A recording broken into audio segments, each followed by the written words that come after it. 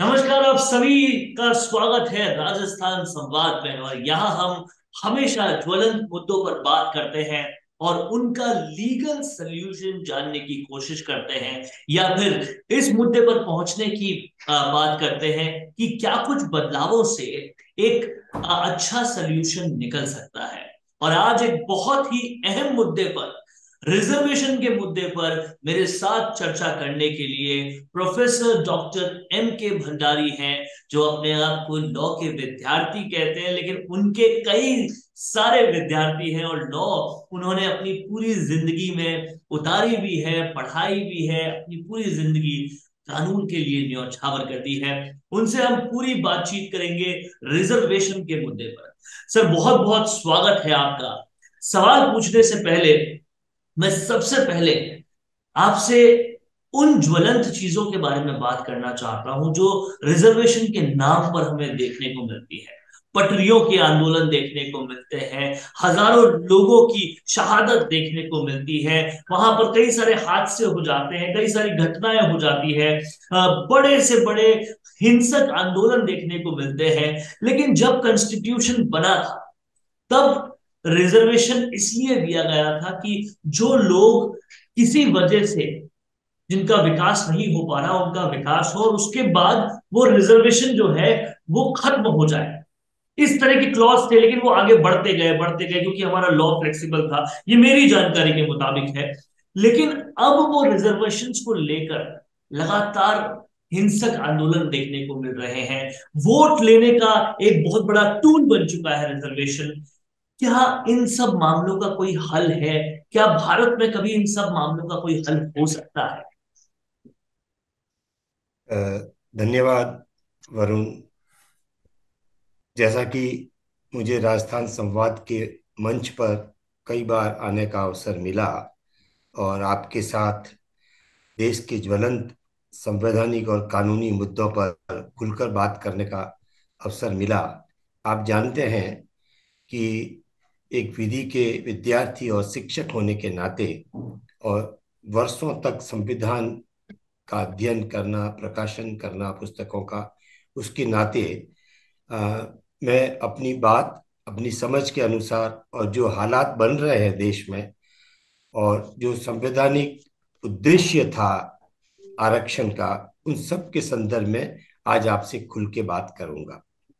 आपने जो आक्रोश व्यक्त किया, ये आपका आक्रोश नहीं है, ये उन लाखों युवकों का आक्रोश है जो आरक्षण के गलत क्रियान्वयन के कारण, मैं फिर कहूंगा कि आरक्षण नीति के गलत क्रियान्वयन के कारण, because of the faulty implementation of a noble policy of reservation, which was originally introduced in the Constitution to provide socio-economic justice to those neglected class of people who were deprived on ground of caste or some other factors. But during the course of time, this reservation policy became a very strong and popular political weapon to appease a section of the society and fetch the vote of those section of the society, rather than empowering them or rather than giving real socio-economic justice to them. आज जब हम इस विषय पर चर्चा कर रहे हैं, तो आपने देखा है, आप न्यूज़ भी कवर करते हैं महत्वपूर्ण मुद्दों पर, कि राजस्थान में कुछ नेताओं ने ये धमकी दे दी है कि अगर गुर्जर आरक्षण की जो वादा सरकार ने नहीं निभाया, तो हम राहुल गांधी की यात्रा को प्रवेश नहीं करने देंगे। और हम देख चुके हैं राजस्थान के संदर्भ में विशेष रूप से कि कितना आंदोलन हुआ, रेल की पटरियां तोड़ दी गई, लाखों लोगों को परेशानी हुई, आवागमन में हत्याएं हुई, हिंसा हुई, इसलिए कि एक वर्ग विशेष आरक्षण चाहता है और कुछ नेता उनको सपोर्ट भी करते रहे। बहरहाल हालत इस समय यह है कि आरक्षण का जो यह, जिसे मैं कहूंगा कि जिन, जिसे बोतल से निकाल तो दिया गया, लेकिन अब उसे वापस बोतल में डालने का साहस, उसको नियंत्रित करने का साहस वर्तमान समय में किसी राजनीतिक दल के पास नहीं है। बल्कि राजनीतिक दल तो ये मांग करते आ रहे हैं कि इस वर्ग को भी आरक्षण दिया जाए, उस वर्ग को भी आरक्षण दिया जाए, इतना आरक्षण दिया जाए। जबकि हम जानते हैं कि सर्वोच्च न्यायालय ने 1992 में Indira Sahni versus union of India, जिसमें ओबीसी के 22% आरक्षण को उचित माना था, यह शर्त भी लगाई थी कि टोटल आरक्षण एसटी, एससी, ओबीसी या और भी कोई अगर है तो उसकी अधिकतम सीमा 50% से अधिक नहीं होनी चाहिए। अर्थात अगर 100 सीटों पर आप प्रवेश दे रहे हैं या नौकरी दे रहे हैं तो 50 सीटें तक आप आरक्षण कर सकते हैं। और उस समय 27% आरक्षण इनको देने के बाद टोटल 49.5% आरक्षण हो रहा था। हालांकि आप अगर मुझे पूछे तो मैं ये कहूंगा कि Indira Sahni versus union of India के मामले में 9 जजेज बेंच, जो कि हाईएस्ट बेंच केशवानंद भारती के केस में 13 जजेज की बनी थी, उसके बाद ये भी एक बहुत बड़ी बेंच थी जिसमें 9 जजेज ने ये माना कि ओबीसी को जो मंडल कमीशन की रिपोर्ट के आधार पर आरक्षण दिया गया है वो उचित है। आपको ये भी याद होगा, चूंकि आप उस समय युवा रहे थे, फिर भी हजारों युवकों ने उस मंडल आयोग की आरक्षण की रिपोर्ट पर आत्मदाह तक कर लिया था।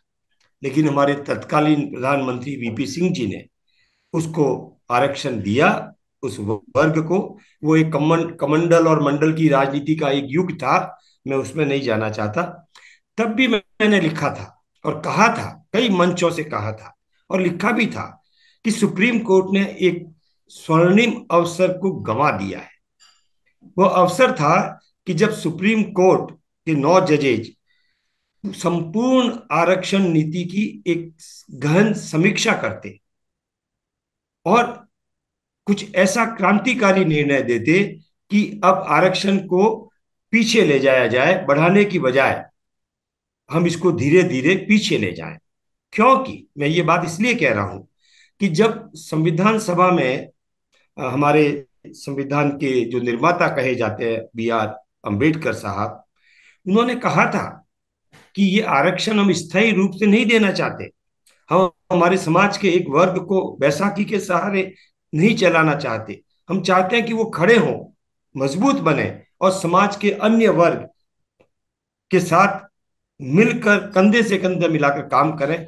लेकिन उस समय की परिस्थिति के अनुसार हमने ये उचित समझा है कि एसटी और एससी, जो कि कास्ट और उसके आधारित है, हम आरक्षण देंगे जो कि 10 वर्षों तक के लिए होगा। और ऐसा ही आरक्षण विधान मंडलों में और लोकसभा में भी दिया गया जो 10 वर्षों के लिए था, धारा संविधान के अनुच्छेद 334 में।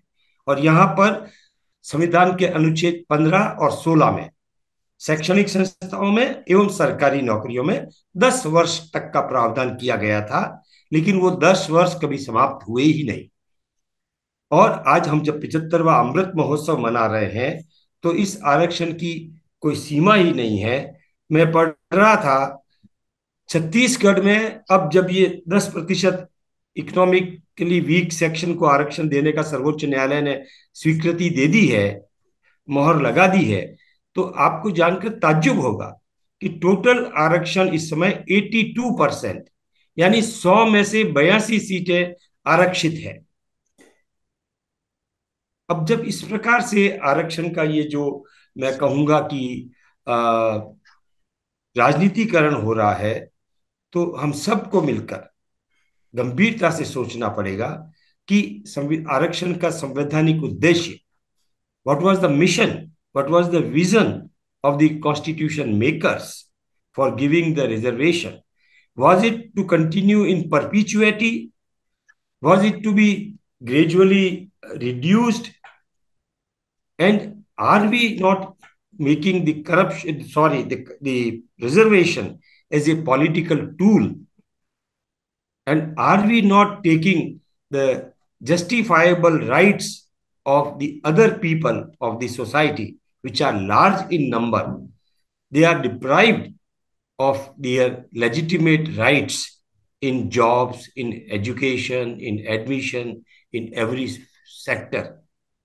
ये सारे मुद्दे हैं जिसपे आज हम इस बात पर चर्चा करेंगे। सर, एक बड़ा बात यहाँ पर ये आती है कि हम कई युवाओं को देखते हैं जो बहुत ज्यादा खफा और बहुत ज्यादा गुस्सा इस बात से रहते हैं कि कहीं ना कहीं पूरी तरह से समृद्ध लोग, इकोनॉमिकली समृद्ध, हर तरीके से बड़ी बड़ी गाड़ियों में आने वाले, बड़े नौकर चाकर उनके होते हैं, वो बहुत कम नंबर लाके भी क्वालिफिकेशन में पास हो जाते हैं, एंट्रेंस पा जाते हैं, लेकिन एक दूसरा शख्स सिर्फ अपनी जनरल कैटेगरी में होने की वजह से उनसे कई नंबर ज्यादा लाता है पर फिर भी पीछे रह जाता है। ये कई जगह देखा गया है। इसको कहीं ना कहीं सॉल्व करते हुए क्रीमी लेयर की बात आई कि अगर SC ST में भी आरक्षण है लेकिन उनमें अगर कोई क्रीमी लेयर बन चुकी है तो उनको हटाया जाए, इसकी बात आई। और कहीं ना कहीं फाइनेंशियल मैं आपको करेक्ट आर्थिक मुद्दों पर आरक्षण के लिए मांग उठी, लेकिन उस मांग को कभी आगे नहीं बढ़ाया गया। हालांकि एक आरक्षण दिया गया कि जनरल कैटेगरी में भी जो आर्थिक तौर पे कमजोर है उनको भी कुछ आरक्षण की शुरुआत हुई, लेकिन वो किसी मुद्दे पर आज तक पहुंचा नहीं। आप अगर मुझे इसमें करेक्ट करना चाहे तो प्लीज कीजिए। और क्या लगता है आपको, आर्थिक रूप से जो नहीं समृद्ध है, क्या उनको आरक्षण की जरूरत है या फिर उन्हें जो बहुत समृद्ध हो चुके आरक्षण के चक्कर में और अब उनसे आरक्षण वापस ले लेना चाहिए, ऐसा कोई रोल मॉडल आना चाहिए? बिल्कुल आपने महत्वपूर्ण मुद्दा उठाया और ये मुद्दा कई बार उठ चुका है। जब भी आरक्षण की बात आती है तो ये मुद्दा भी आता है कि आधार क्या होना चाहिए। केवल जाति ही आधार हो, schedule caste and schedule tribe या बैकवर्ड क्लास OBC यही आधार हो या दूसरा भी आधार होना चाहिए। मैं एक छोटा करेक्शन आपके इसमें करना चाहूंगा कि जो क्रीमी लेयर का मुद्दा आया वो केवल OBC के लिए आया। SC ST में कोई आय की सीमा नहीं है। कोई भी व्यक्ति जो SC या ST है वो तो आरक्षण पाएगा ही, चाहे वो लेकिन इसमें करोड़पति भी इसमें हो। भी क्या नहीं होना चाहिए, ये भी मेरा सवाल है मैं सर। वो उसी क्योंकि हमने मैं उसी कई पे आ परिवार रहा देखे, हूँ। कई मैं परिवार उसी देखे हैं पे जिनके पास बहुत बहुत समृद्ध है वो, लेकिन उसके मैं बाद उसी वो पे आ आरक्षण। रहा हूँ जी। वरुण, मैं उसी मुद्दे पर आ रहा हूँ। लेकिन अभी जो स्थिति है, जो सुप्रीम कोर्ट ने इंदिरा साहनी के केस में कहा था कि OBC को आरक्षण देना तो उचित है 27%, लेकिन अब हम जो है ये कह रहे हैं, मतलब सुप्रीम कोर्ट ने कहा कि जो क्रीमी लेयर है, क्रीमी लेयर उस समय 2.5 लाख रुपए की सीमा रखी थी आय की, जो क्रीमी लेयर है उसको आरक्षण OBC कैटेगरी में फिर नहीं मिलेगा। बहुत अच्छी बात कही, हमने भी उसकी प्रशंसा की कि कम से कम सुप्रीम कोर्ट ने ये तो माना कि आरक्षण को देने या नहीं देने में आर्थिक फैक्टर भी, इकोनॉमिक फैक्टर भी रोल प्ले करेगा। ये पहली बार सुप्रीम कोर्ट ने इंदिरा साहनी के केस में स्वीकार किया। तब भी मैंने कहा था और आज फिर कहता हूं कि आरक्षण देने में क्यों नहीं हम एक आर्थिक आधार को, आर्थिक स्थिति को आधार बनाए, जैसा कि आपने कहा और सही कहा। राजस्थान की बात करिए आप, और भी स्टेट्स में होगा, चूंकि हम उनके जातीय व्यवस्था को इतना नजदीक से नहीं जानते। हमारे राजस्थान में मीना समुदाय है, ST समुदाय है। आप देखेंगे कि एक परिवार में 5 6 7 IAS है, क्योंकि ST कैटेगरी में IAS बनना आसान है साधारण कैटेगरी से। तो एक व्यक्ति बन गया, फिर उसका पुत्र भी बना, उसका भाई भी बना, उसका भतीजा भी बना। ये सबको ये जग जाहिर है, इसमें कुछ भी वो नहीं है। क्यों, प्रश्न आता है, क्या हम ऐसा प्रावधान नहीं कर सकते कि एक परिवार में जब एक व्यक्ति समृद्ध हो गया तो नेचुरली उसका दूसरा परिवार के सदस्य जो उसके साथ रहते हैं उनको वो सब सुविधाएं हैं जिससे कि पहले कभी वो वंचित हुआ करते थे और जिसके वजह से उनको आरक्षण दिया गया था। अब वो उस स्थिति में नहीं है, तो एटलीस्ट उनको तो हम एक इकोनॉमिक क्राइटेरिया बनाकर आरक्षण के उससे बाहर कर दें। लेकिन ऐसा मैंने आपसे कहा कि ये सारा मुद्दा राजनीतिक दृष्टि से प्रभावित होता है, राज कलर्ड जिसे मैं कहूंगा विजन है। लेकिन पहली बार 2019 में वर्तमान सरकार ने ये आर्थिक मुद्दे पर आरक्षण का 10% का एक संवैधानिक संशोधन, 103 संवैधानिक संशोधन लेकर आए हमारी वर्तमान सरकार। और उन्होंने कहा कि SC ST और OBC को तो हम दे ही रहे हैं, लेकिन कोई भी वर्ग इनके अलावा, चाहे वो सवर्ण हो, चाहे ब्राह्मण हो, चाहे जैन हो, चाहे कोई भी वर्ग हो, वो अगर इकोनॉमिकली वीक है, EWS इकोनॉमिकली वीकर सेक्शन, तो वो 10% तक आरक्षण पाने का हकदार होगा। उसको सर्वोच्च न्यायालय में चुनौती दी गई और अभी 7 नवंबर को 5 जजेज की बेंच ने, जिसमें 2 जजेज मुख्य न्यायाधीश, तत्कालीन मुख्य न्यायाधीश UU ललित जी और रविंद्र भट्ट जी, उन्होंने असहमति की, लेकिन 3 न्यायाधीशों ने 3:2 के बहुमत से उस 10% आरक्षण के संशोधन नंबर 103, संवैधानिक संशोधन नंबर 103 को स्वीकार कर लिया गया और कहा कि यह आरक्षण उचित है। मैं टेक्निकल ज्यादा बातों में नहीं जाना चाहूंगा क्योंकि आपके दर्शक सभी तरह के लोग हैं। मैं मानता हूं कि एक स्वागत योग्य कदम है। सुप्रीम कोर्ट ने सरकार के उस निर्णय को, जिसमें आर्थिक आधार पर सभी वर्गों के लोगों को आरक्षण का लाभ मिलने की बात कही गई, प्रावधान किया गया, ये एक ऐतिहासिक निर्णय है आरक्षण के क्षेत्र में। हालांकि मैं फिर ये कहना चाहता हूं कि आज समय आ गया है कि हम आरक्षण की नीति की समूल रूप से, समग्र रूप से विवेचना करें। लेकिन फिर भी जो वातावरण चल रहा है उसमें ये आरक्षण जो इकोनॉमिक वीकर सेक्शन को दिया गया था और जिसे सर्वोच्च न्यायालय ने अब स्वीकार कर लिया है, ये एक जनहित अभियान समिति बनाम भारत संघ के मामले में सर्वोच्च न्यायालय ने हाल ही में इसको स्वीकार कर लिया है। एक अच्छा कदम है। एक अब सवाल प्रश्न ये सर मैं आता है। यहाँ आपसे और भी पूछना चाहता हूँ, और वो कहीं ना कहीं मुझे अंदर से कचोटता है। जब हम एज अ जर्नलिस्ट लोगों से मिलते हैं, लोगों से बात करते हैं, तो डीपर रूट्स में जब जाकर, जिसको हम अंतिम पंक्ति में खड़ा हुआ आदमी कहते हैं, उनसे बात करते हैं, तो वो आज भी उसी वर्ग के, SC ST वर्ग के, आज भी उसी तरह की पीड़ा झेल रहे हैं जो शायद संविधान जब बना था तब झेल रहे होंगे। उनसे बात करते हैं, पूछते हैं क्या उनको पता है कि उनको कितना आरक्षण मिल रहा है, उनको उनके लिए क्या क्या पॉलिसीज बनी हुई है, तो उनको कुछ पता नहीं होता। कहने का मतलब यह है कि आज तक कोई भी कदम नहीं उठाया गया कि एक्चुअल में जिसको नीड है उसको पता चले कि क्या क्या कुछ कुछ उनको मिल रहा है और वो उसका फायदा ले सके। एक लेयर ने फायदा लिया और जिनको लेना चाहिए था उन तक आज तक बात नहीं पहुंची। क्या जरूरत नहीं है आज की डेट में कि सरकार से लेकर, ब्यूरोक्रेसी से लेकर, जितनी भी और मशीनरी है, सोशल रिफॉर्म्स करने वाले लोगों तक कहीं ना कहीं इन चीजों तक पहुंचाया जाए, जिनको लाभ मिलना चाहिए उन तक पहुंचाया जाए, तब तो वो एक लेवल पे आ पाएंगे। जो BR अम्बेडकर साहब की सोच थी, उस सोच का एग्जीक्यूशन हो पाएगा। आपका जो व्यू पॉइंट है, ये एक बड़ी समस्या है, न केवल आरक्षण के संदर्भ में। हमारे देश में कानून बहुत बनते हैं। अब संविधान में आर्टिकल 15, 16 और भी कई सारे प्रावधान हैं जिनमें आरक्षण दिया गया, प्रमोशन में आरक्षण दिया गया। लेकिन वो सारे लाभ जो दिए गए वो एक वर्ग ने कॉर्नर्ड कर लिए, क्योंकि वो जानते थे, और यहां तक हुआ है और फिर बाद में कार्रवाई भी हुई, फर्जी सर्टिफिकेट लेके OBC का, फर्जी सर्टिफिकेट SC ST का ले लिया। पहले तो ट्रांसफर एक सवर्ण ST के गोद चला जाता था, SC के यहाँ गोद चला जाता था और अपने आप को SC ST कहते हुए उसका लाभ लेता था। उसको पर रोक लगाई गई।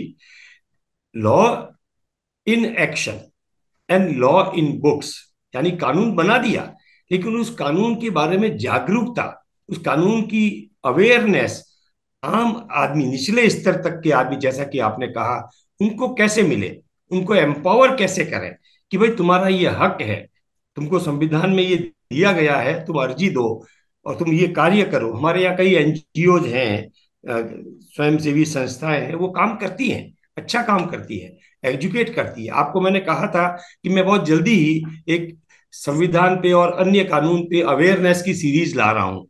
बिल्कुल सरल भाषा में लोग उसको देखें, पढ़ें, सुने और समझें कि मेरे क्या अधिकार है। आज हमारे इतने अधिकार हैं, हमें ही पता नहीं है। जब चूंकि हम तो पढ़े लिखे भी हैं, हम तुम्हारे पास साधन भी है, तो एक बेचारे गांव में रहने वाले गरीब आदमी को, जिस जो न साक्षर है न संविधान की बातों को जानता है, हम उसकी क्या बात करें। ये हमारे लिए एक बहुत बड़ी चुनौती है कि ये जितने भी प्रावधान है, चाहे वो आरक्षण से संबंधित हो या और भी अधिकारों से संबंधित हो, लेबर लॉज हो या कॉरपोरेट लॉज हो, उन सबको शिक्षित करने की, अवेयरनेस करने की बहुत बड़ी जरूरत है। तो इसीलिए आज मैं आपसे ये कहना चाहूंगा, जबकि हम आरक्षण की बात कर रहे हैं, कि देखिए प्रश्न ये आ सकता है, आप ये बात उठा सकते हैं कि क्या जिस तरह से हम आरक्षण दे रहे हैं, जिसको हम एफर्मेटिव एक्शन भी कहते हैं, कि सकारात्मक रूप से उनको ऊपर लाना, जल्दी से ऊपर लेके आना, तो उसके लिए जैसा कि संविधान सभा ने कहा कि भाई अभी तो हमारे सामने सॉल्यूशन यही है कि हम इनको रिजर्वेशन दे दें और इनको ऊपर ले आए, इनको ज्यादा से ज्यादा भागीदारी मिले शासन चलाने के लिए, तो संसद और विधान मंडलों में रिजर्वेशन दे दिया, और नीति बनाने के लिए और नौकरियों में और दूसरे क्षेत्र में, पढ़ाई में भी आरक्षण दे दिया। और लेकिन जैसा मैंने कहा था कि ये असीमित समय के लिए नहीं था, it was only for a limited period, but it is continuing because every political party, as I said and I repeat once again, want to take their favor. This is not good. That is not good for the society. That is not good for the unity and integrity of the country as a whole, because it is creating a great amount of dissatisfaction, which is reflected in your view itself. And now there is one more point. In foreign countries, especially if I'm talking to Europe or USA, they also have affirmative action. उनके यहाँ भी इस तरह से लोगों को support करने का तरीका है, लेकिन ऐसा नहीं है जैसा हम लोग यहाँ एक सीधा आरक्षण दे दिया और वो आरक्षण बढ़ते बढ़ते बढ़ते 80-82% तक चला गया। सुप्रीम कोर्ट हमने धारा संविधान का अनुच्छेद 15(1) और 2, 16(1) और 2 ये कहता है कि जाति, धर्म, लिंग के आधार पर भेदभाव नहीं होगा। आंध्र प्रदेश और तमिलनाडु ने मुस्लिमों को आरक्षण दे दिया, जो कि सरासर गलत था, धर्म के आधार पर, धर्म के आधार पर। फिर आप हिंदुओं को दीजिए, फिर आप पारसियों को दीजिए, सुप्रीम कोर्ट ने उसको स्ट्रक डाउन किया कि नहीं, धर्म के आधार पर आरक्षण नहीं दिया जा सकता। आप एक जाति विशेष जो कि पिछड़ी जाति रही है, दबी हुई जाति रही है ऐतिहासिक कारणों से, उनको दे रहे हैं, वहां तक तो हम ठीक है। लेकिन एक प्रावधान जिसके बारे में हम भूल जाते हैं और जिसके बारे में सुप्रीम कोर्ट ने Nagaraj versus union of India 2006 में ध्यान दिलाया था, वो है आर्टिकल 335, आर्टिकल 335, जो ये कहता है कि SC ST के आरक्षण के क्लेम को जब हम स्वीकार करेंगे, जब वो आरक्षण की मांग करते हैं और उनको आरक्षण दिया जाता है, तो ये भी देखना होगा कि इससे हमारे सरकारी व्यवस्था में एफिशिएंसी को प्रभाव तो नहीं मिलता है, तो प्रतिकूल रूप से प्रभावित नहीं होती है। We have to take into account the maintenance of efficiency in the services or the post while giving the reservation. इसका मतलब क्या है? इसका मतलब यह है कि कहीं हमने ये माना कि इस प्रकार से जब हम आरक्षण देते हैं, जो मेरिट पर आधारित नहीं होता, जो केवल एक जाति या एक वर्ग के लिए होता है, उसमें मेरिट को हम पहले ही नीचा कर देते हैं। आप जानेंगे, देखते हैं मेडिकल कॉलेज में 30% नंबर लाने वाला अगर वो एक वर्ग विशेष का है तो एडमिशन हो जाएगा, और 90% नंबर लाने वाला जो एक मेरिटोरियस स्टूडेंट है, जो सवर्ण है, उसका नहीं होगा, क्योंकि पहले वाला आरक्षण कैटेगरी में है और दूसरे वाला साधारण कैटेगरी में। तो ये बात सुप्रीम कोर्ट ने और संविधान ने मानी कि एफिशिएंसी को हम नजरअंदाज नहीं कर सकते। अब ये भी कहा गया कि ऐसे एरिया, सुप्रीम कोर्ट ने M नागराज के केस में कहा, जहां हाई स्किल जैसे परमाणु क्षेत्र, सेना, अ, न्यायपालिका। आप देखिए न्यायपालिका ने कहाँ आरक्षण दिया। जो न्यायपालिका आरक्षण पर इतने बड़े बड़े निर्णय देती है, उन्होंने खुद अपने अपॉइंटमेंट में, जजेस के अपॉइंटमेंट में आरक्षण का प्रावधान कहाँ लागू किया। अगर सुप्रीम कोर्ट में 32 न्यायाधीश हैं, तो क्या 50% न्यायाधीश SC ST या OBC के हैं? नहीं है। उन्होंने कहा कि जहां capability, specific knowledge, intelligence, skill, high skill चाहिए, वहां आरक्षण के प्रावधान को एक बार के लिए नजरअंदाज किया जा सकता है। तो ऐसे मैं में सवाल समझता हूं। ये भी उठता है कि डॉक्टर्स से लेकर ब्यूरोक्रेट्स क्या हाई स्किल्स का काम नहीं है? क्योंकि यही डॉक्टर ये, जब किसी की जिंदगी संवार रहा है, और हमने यहाँ पर साफ तौर पर देखा है, जब कोई पॉलिटिशियन बीमार होता है तो वो देखता है कि कौन सी कैटेगरी का डॉक्टर है, वो नहीं करने हाँ, देता उनको ट्रीट। और जब कोई भी बड़ी पोस्ट जो रेवेन्यू गिविंग पोस्ट होती है हमारे पूरे स्टेट में, मान लीजिए JDA कमिश्नर की पोस्ट है या सेल्स टैक्स कमिश्नर की पोस्ट है, जहां से सरकार को रेवेन्यू आता है, वहां पर IAS भी कैटेगरी के हिसाब से रखे जाते हैं। ये हम साफ तौर पे देखते हैं, लेकिन उस पर कोई बिल्कुल। एक्शन आज तक नहीं लिया गया। बिल्कुल आप सही कह रहे हैं कि ये जो एक प्रश्न है कि एफिशिएंसी के मामले में, हालांकि मैं ऐसा नहीं कहूंगा कि रिजर्व कैटेगरी के लोग एफिशिएंट नहीं है, ऐसा कहना भी उचित नहीं होगा।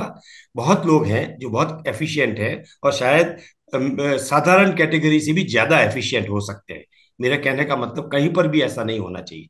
लेकिन आपने जो बात कही कि क्यों फिर हमारे नेता अपने बच्चों को फॉरेन भेजते हैं, अपना इलाज फॉरेन में कराते हैं, अपना इलाज बड़ी से बड़ी संस्था में कराते हैं, क्यों नहीं वो जो हमारे रिजर्व कैटेगरी के भाई हैं जो आए हैं पढ़कर, उनमें अपना विश्वास जताएं कि देखो भाई, मैं तो आपसे ही कराऊंगा, मुझे आपकी योग्यता में मुझे पूरा भरोसा है। कभी कभी ऐसा होता होगा, लेकिन ये बातें आम जनता को बहुत कचोटती है, और वही उनके मन में एक फ्रस्ट्रेशन आता है कि हमने इतनी मेहनत की और हमारे साथी भाई ने कम मेहनत की, पर चूंकि वो एक वर्ग विशेष से था, उसका चयन हो गया, उसको लाभ मिल गया और मैं वंचित हो गया। ये सब एक बहुत बड़े सोशल, मैं कहूंगा, डिसहार्मनी का एक संकेत है, जो आगे चलकर एक उग्र रूप ले सकता है। तो प्रश्न ये आता है कि इस प्रकार से जब एफिशिएंसी की प्रश्न आता है, तो क्यों नहीं हम उस बात को स्वीकार करें कि अब समय आ गया है, अब जनता जागरूक हो गई है।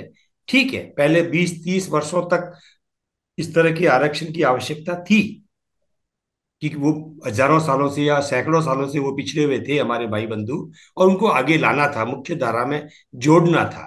अच्छी बात है। हम सामाजिक न्याय संविधान का एक मुख्य उद्देश्य है, आर्थिक न्याय संविधान का एक मुख्य उद्देश्य है। लेकिन अब तो हम विचार करें कि क्या हमें ये आरक्षण बढ़ाते जाना है या धीरे धीरे इसको समेटना है।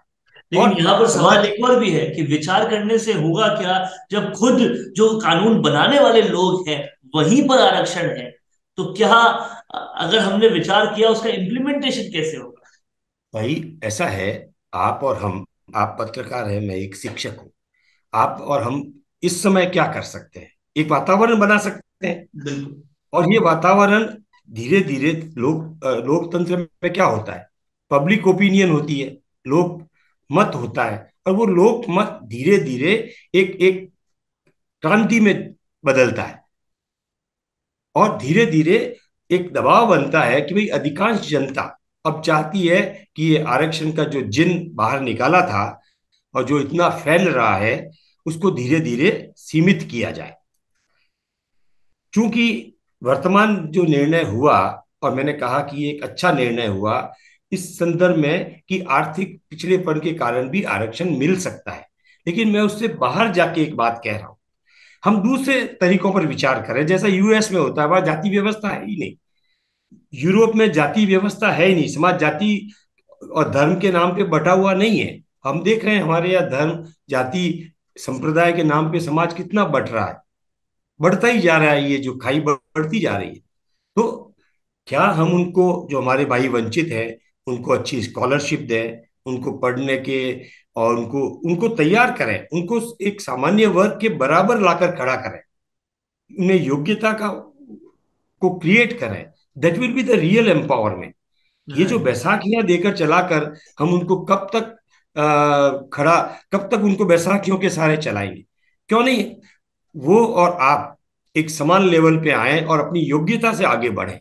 ये समय आ गया है। मैं आज जो बात कहना चाहता हूं आपसे कि 75वें अमृत महोत्सव के अवसर पर क्यों नहीं हम इन बात पे गंभीरता से विचार करें, सभी राजनेता करें, न्यायाधीश करें, जो संविधान के जो सांसद हैं, विधायक हैं, जो स्कॉलर्स हैं, नेशनल लेवल पे, इंटरनेशनल लेवल पे, और जो जो आरक्षित वर्ग है उसमें भी देखिए, मैं कई लोगों से मिलता हूं, बातचीत होती है, आरक्षित वर्ग में भी ऐसे लोग हैं जो चाहते हैं कि हमारी पहचान केवल आरक्षण से नहीं हो, जाति से नहीं हो, हमारी पहचान हमारी योग्यता से हो। हम ये बैसाखी लंबे समय तक ढोना नहीं चाहते।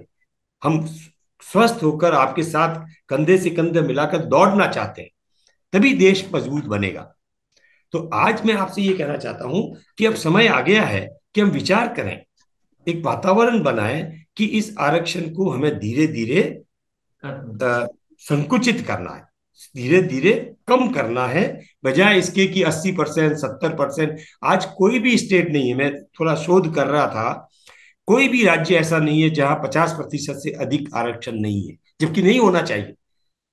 हर मामले में आप सुप्रीम कोर्ट में जाइए और कहिए कि देखिए राजस्थान में इतना है, महाराष्ट्र में इतना है, मराठा को आरक्षण दो, राजस्थानियों को आरक्षण दो, मारवाड़ी को दो, गुर्जर को दो, इसको दो।